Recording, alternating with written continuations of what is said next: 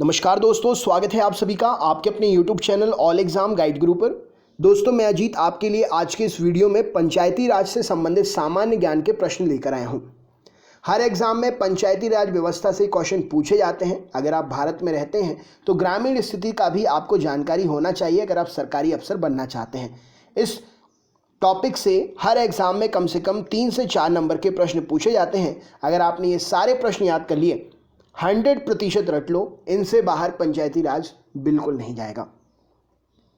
तो चलिए दोस्तों शुरू करते हैं।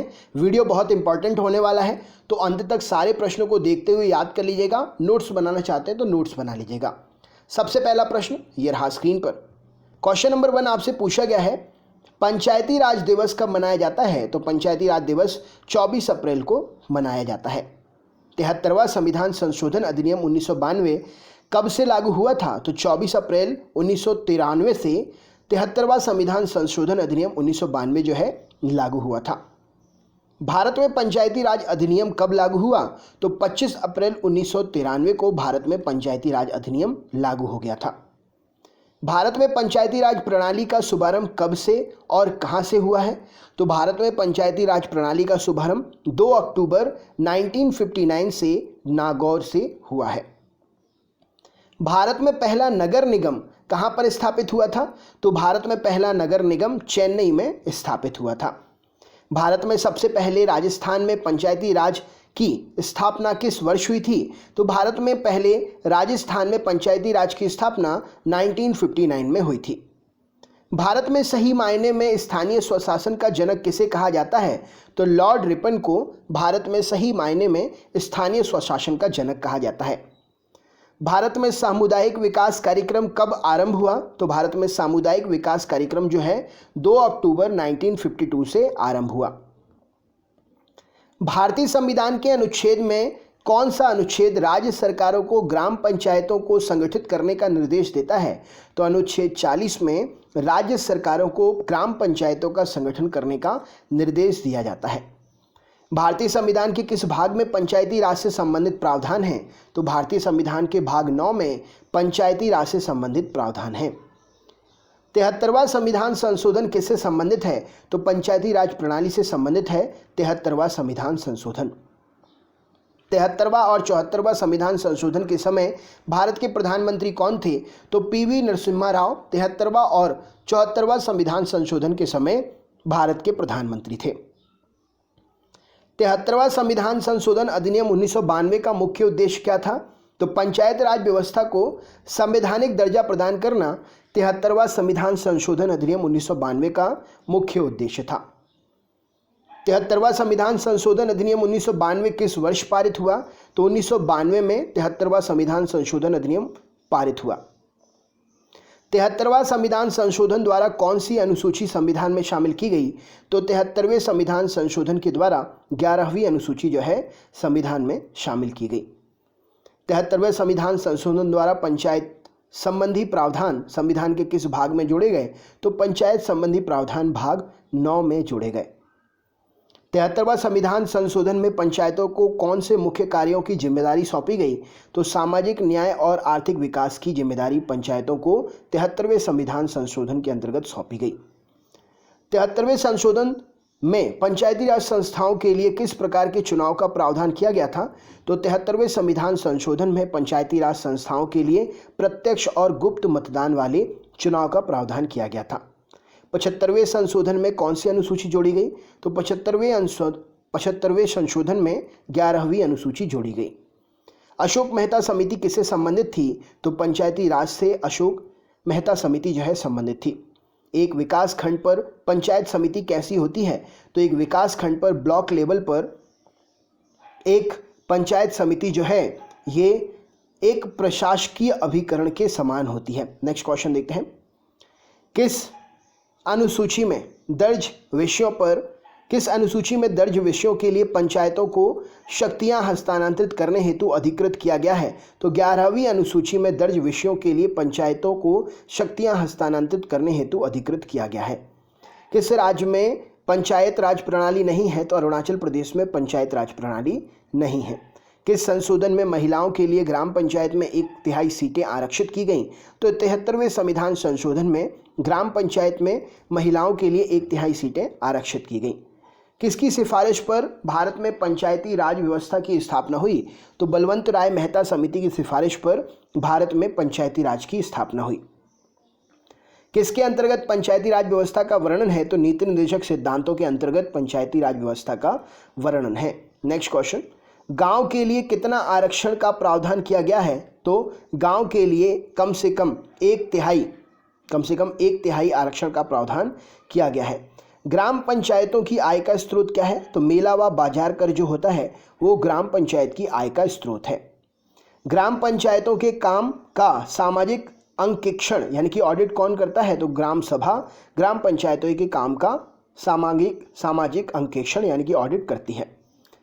ग्राम सभा को गांव की संवैधानिक संस्था के रूप में मान्यता किस संविधान संशोधन से मिली?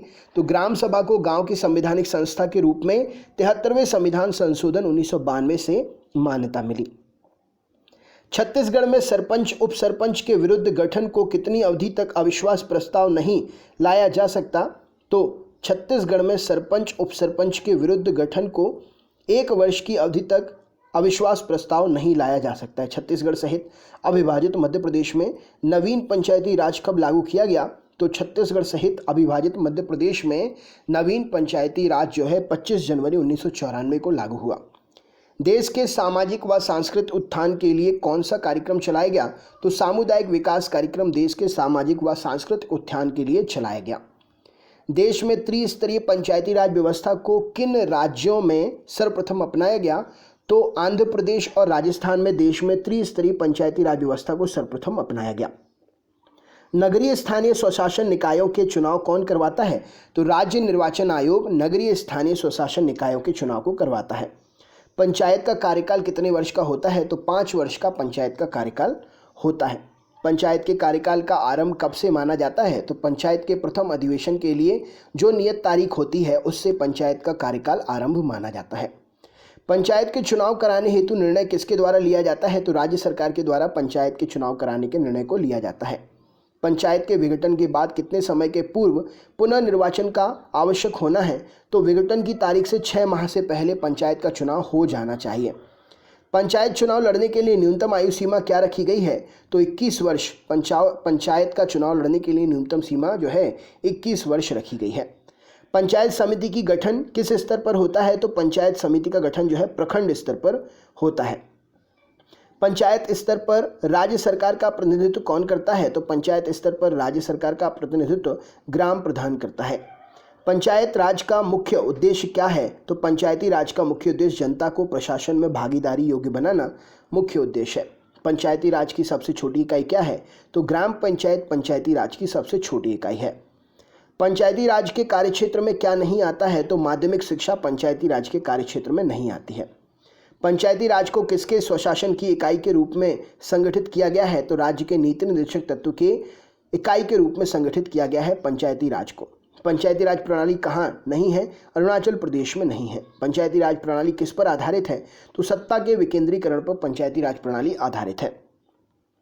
पंचायती राज प्रणाली में ग्राम पंचायत का गठन किस स्तर पर होता है? तो ग्राम स्तर पर होता है। पंचायती राज क्या प्रदान करता है? तो स्थानीय स्तर पर लोकतांत्रिक प्रशासन प्रदान करता है। पंचायती राज विषय किस सूची का विषय है? तो पंचायती राज जो है राज्य सूची का विषय है। पंचायती राज संस्थाएं अपनी निधि हेतु किस पर निर्भर होती हैं? तो पंचायती राज संस्थाएं अपनी निधि हेतु सरकारी अनुदान पर निर्भर होती हैं। पंचायती राज संस्थाओं के उच्चतम स्तर पर कौन है? तो पंचायती राज संस्थाओं में उच्चतम स्तर पर जिला परिषद होता है। पंचायती राज संस्थाओं के निम्नतम स्तर पर कौन होता है? तो पंचायती राज संस्थाओं के निम्नतम स्तर पर ग्राम सभा व ग्राम पंचायत होती है।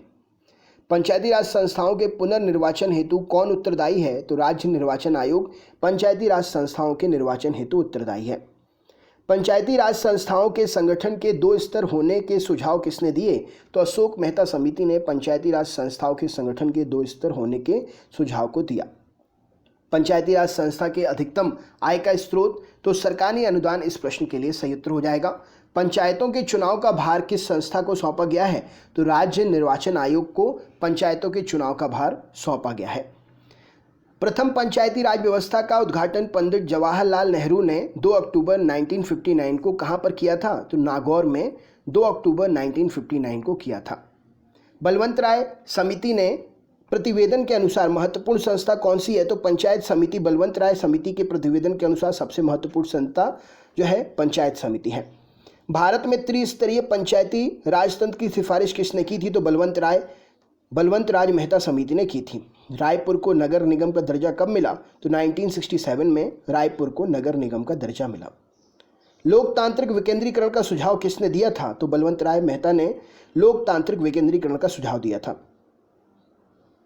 लोकतांत्रिक विकेंद्रीकरण की योजना प्रस्तुत करने वाली समिति कौन थी? तो सादिक अली समिति लोकतांत्रिक विकेंद्रीकरण योजना प्रस्तुत करने वाली समिति थी। संविधान की 12वीं अनुसूची किससे संबंधित है? तो पंचायती राज से संबंधित है। संविधान की 11वीं अनुसूची में कितने विषय को शामिल किया गया है? तो 29 विषयों को शामिल किया गया है। संविधान की 11वीं अनुसूची में क्या सम्मिलित है? तो पंचायतों के कार्यक्रम सम्मिलित हैं। संविधान के किस अनुच्छेद में पंचायतों की शक्तियां, अधिकार एवं दायित्व बताए गए हैं? तो संविधान के अनुच्छेद 243G में पंचायतों की शक्तियां, अधिकार एवं दायित्व बताए गए हैं। संविधान के किस भाग में पंचायती राज व्यवस्था का वर्णन है? तो भाग 9 में पंचायती राज व्यवस्था का वर्णन है। संविधान के किस संशोधन द्वारा पंचायती राज संस्थाओं को संवैधानिक दर्जा दिया गया है? तो 73वें संशोधन के द्वारा संविधान में संशोधन करके पंचायती राज संविधान को संवैधानिक दर्जा दिया गया संस्थाओं को। संविधान में कब से पंचायतों में महिलाओं के लिए आरक्षण का प्रावधान किया गया है? तो 73वां संविधान संशोधन अधिनियम 1992 से पंचायतों में महिलाओं के लिए आरक्षण प्रावधान किया गया है। संविधान में किस अनुच्छेद में भारत में राज्यों को ग्राम पंचायतों की स्थापना का निर्देश दिया गया है? तो अनुच्छेद 40 में भारत में राज्यों को ग्राम पंचायतों की स्थापना का निर्देश दिया गया है। संविधान में पंचायतों की आर्थिक स्थिति को मजबूत करने के लिए सुझाव देने वाली संस्था कौन सी है? तो राज्य वित्त आयोग संविधान में पंचायतों को आर्थिक स्थिति को मजबूत करने के लिए सुझाव देने वाली संस्था है। 5 वर्षों के कार्यकाल के पूर्व पंचायत के विघटन फिर से गठित पंचायत की अवधि क्या होगी? तो 5 वर्षों के कार्यकाल के पूर्व पंचायत के विघटन पर फिर से पंचायत गठित की अवधि शेष अवधि तक ही होगी। सामुदायिक विकास कार्यक्रम की असफलता का क्या कारण है? अशिक्षा सामुदायिक विकास कार्यक्रम की असफलता का मुख्य कारण है। तो ये है 75 पंचायती संस्था से रिलेटेड क्वेश्चन। वीडियो कैसा लगा कमेंट बॉक्स में कमेंट करके ज़रूर बताएं। अगर आप हमारे चैनल पर नए हैं तो चैनल को सब्सक्राइब कर लें और नोटिफिकेशन के लिए बेल आइकन ऑन कर लें, जिससे आपको हर वीडियो के नोटिफिकेशन मिलते रहें। तो दोस्तों मिलते हैं नेक्स्ट वीडियो में इसी प्रकार के कोई अन्य टॉपिक के साथ में। हम आपसे फिर अगली वीडियो में मिलेंगे। तब तक के लिए बहुत बहुत धन्यवाद। आपका दिन शुभ हो।